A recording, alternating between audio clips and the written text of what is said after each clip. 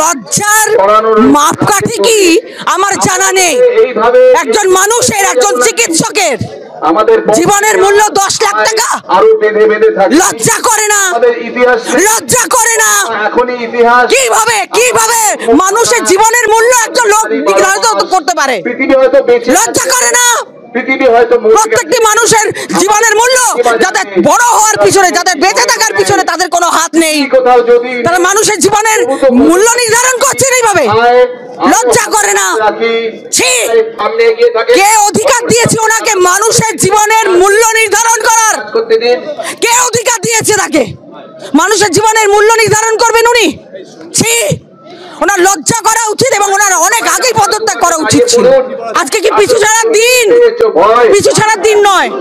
এর পিছনের কারণ কি? ওই মেয়েটিকে, ওই চিকিৎসককে, বিশেষজ্ঞ চিকিৎসক হতে চলা ফুলের মতো নিষ্পাপ এই মেয়েটিকে কর্তব্যরত অবস্থায় কি কারণে হত্যা করা হলো, কি কারণে ধর্ষণ করা হলো, যতক্ষণ না সাধারণ মানুষ জানতে পারবে, কিন্তু সাধারণ মানুষ ছাড়বে না।